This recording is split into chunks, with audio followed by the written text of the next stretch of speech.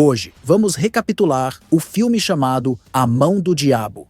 O agente Wesley Doyle, do FBI, chegou à sede em Dallas, Texas. Antes de ir para seu escritório, o agente Hull informou que havia um homem chamado Fenton que alegava ter informações sobre o assassino em série Mão de Deus. Fenton se recusava a falar com qualquer outra pessoa, insistindo em conversar apenas com o agente Wesley, que era o responsável pelo caso. Wesley entrou no escritório e encontrou Fenton segurando um porta-retrato dele com sua mãe. O agente pegou o porta-retrato, avisando Fenton para não mexer em suas coisas. Colocou a foto de volta na mesa, sentou, pegou uma caneta e perguntou no que poderia ajudar. Fenton, então, disse que sabia quem era o assassino Mão de Deus. Wesley duvidou na mesma hora. Explicou que em casos assim, ninguém simplesmente aparecia no FBI e entregava um suspeito. Fenton revelou que o assassino era seu irmão mais novo, Adam. Ele contou que havia recebido uma ligação do irmão na noite anterior, onde Adam dizia que demônios estavam dominando o mundo e pedia para levar seu corpo ao Jardim das Rosas. Em seguida, Adam desligou. Depois da ligação, Adam foi até uma mesa, pegou uma bebida, depois uma arma, apontou para a própria cabeça e puxou o gatilho. Fenton revelou que havia enterrado o corpo do irmão, cumprindo uma promessa antiga. O agente Wesley levantou, saiu do escritório e foi até o telefone mais próximo. Ele contatou o escritório do xerife para falar com o responsável local. A recepcionista atendeu e disse que o xerife não estava disponível. Wesley perguntou se conheciam Fenton. Ela confirmou, informando que ele havia roubado uma ambulância com o corpo do irmão. Wesley voltou ao escritório, agora bastante interessado no que Fenton dizia. Ele começou a pedir detalhes, mas foi interrompido por Fenton, que perguntou se a senhora na foto era a mãe do agente Wesley. Wesley respondeu e pediu para Fenton continuar a história. Fenton começou a narrar que tudo teve início nos anos 70, quando eles eram crianças e moravam nos fundos do Jardim das Rosas. A mãe deles havia morrido ao dar à luz ao irmão mais novo, e Fenton cuidou dele desde então. O pai era mecânico, e a vida era normal, até uma noite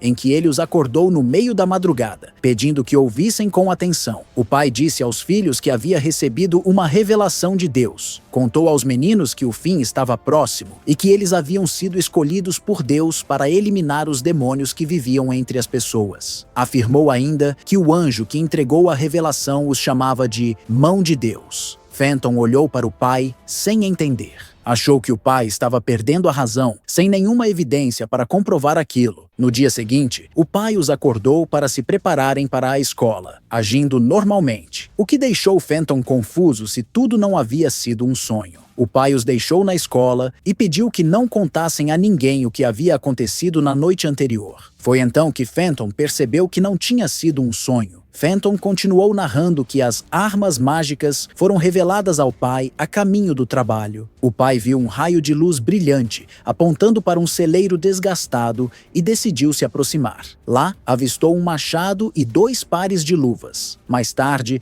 ele mostrou aos filhos o machado e os 2 pares de luvas. Em seguida, mostrou outra arma mágica. Desfez o pano, revelando um cano de aço curto que completava as armas enviadas por Deus. Ele então disse aos meninos que o anjo revelaria a lista dos 7 demônios a serem eliminados. Pouco depois, enquanto Fenton lavava a louça, o pai perguntou se ele acreditava na sua suposta missão de eliminar os demônios. Fenton entendia que tudo parecia loucura, mas o pai insistiu que era verdade e mostrou a Fenton a primeira lista que havia sido revelada enquanto ele estava no trabalho. Um anjo pessoalmente apareceu diante dele no trabalho e lhe disse os nomes. Fenton pensou em denunciar o pai ao xerife local antes que ele matasse alguém, mas decidiu fugir e não o entregou. Uma noite, Fenton espiou pela janela e viu o pai carregando um corpo envolto em pano. Decidiu verificar e foi para os fundos da casa. Viu o pai tentando destrancar o galpão, enquanto uma mulher amarrada e amordaçada estava no chão. Assim que o galpão foi destrancado, o pai carregou o corpo da mulher para dentro. Ele então disse aos meninos que a mulher era um demônio. Em seguida, o pai se aproximou lentamente da mulher e a tocou. Assim que a tocou, a mulher gritou como se estivesse com dor, e ele removeu a mão. Ele a tocou uma segunda vez e removeu a mão. olhou para a mulher em choque e medo, como se tivesse visto algo horrível ou traumático. Então, ele matou a mulher. Mais tarde, na mesma noite, foram ao Jardim das Rosas para enterrar o corpo. O pai disse ao filho para não lamentar pela mulher, afirmando que ela não era humana, mas um demônio. Em resposta, Fenton ameaçou denunciá-lo às autoridades se o pai tentasse matar novamente. O pai respondeu que alguém morreria se isso ocorresse. De volta ao presente, Fenton disse ao agente Wesley que os corpos das vítimas da mão de Deus estavam enterrados no Jardim das Rosas. O agente Wesley estava cético e perguntou por que Fenton não havia lhe dito isso antes. Fenton disse ao agente Wesley que ele não acreditaria se o fizesse. Em seguida, saíram do prédio e o agente Wesley algemou Fenton, levou-o para a parte de trás do carro de polícia e dirigiu com destino ao Jardim das Rosas. Fenton mencionou novamente a foto do agente Wesley e sua mãe, perguntando por que ele tinha a foto da mãe em seu escritório. O agente Wesley compartilhou que sua mãe foi morta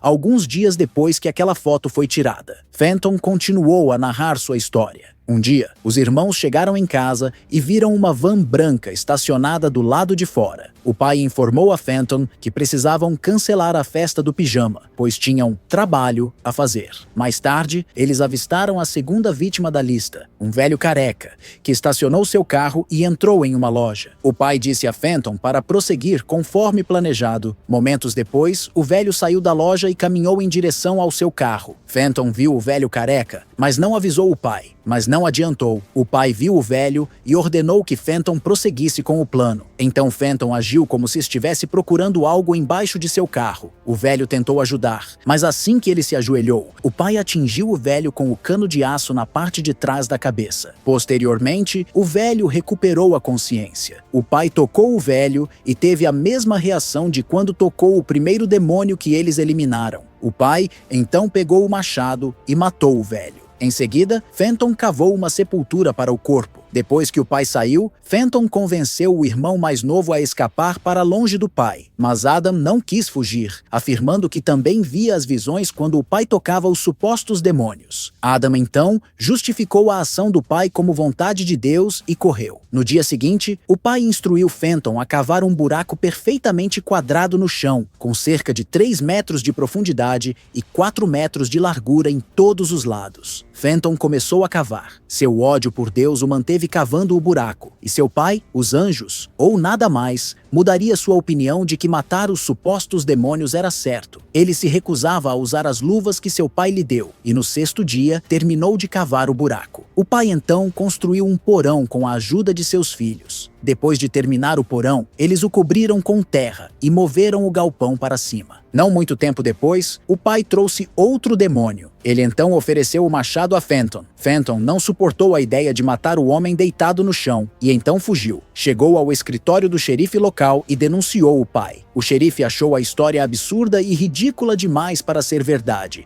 e tentou contatar o pai. Fenton disse que tudo era verdade e que poderia mostrar-lhe as evidências. Em seguida, o xerife bateu a porta e conversou com o pai sobre a situação. O xerife se identificou com o pai, afirmando que ele também tinha filhos que passaram pelo mesmo estágio rebelde. Eventualmente, eles foram ao galpão e não encontraram nada além de terra. No entanto, Fenton tentou convencer o xerife de que seu pai havia movido o corpo para algum lugar e se ofereceu para mostrar-lhe o Jardim de Rosas, onde todos os corpos estavam enterrados, mas o xerife já havia visto o suficiente e decidiu ir embora. Então, de repente, o xerife caiu das escadas e o pai desceu com o rosto cheio de dor e tristeza. Ele então disse ao xerife que Deus o receba, antes de golpeá-lo mortalmente usando o machado. Enquanto Fenton cavava um buraco, seu pai lhe disse que nunca havia matado um homem antes. Fenton argumentou que o viu matar muitas vezes, mas seu pai lhe disse que aqueles não eram humanos, mas demônios, e que por causa das ações de Fenton, ele foi forçado a matar um homem. Depois de enterrar o corpo,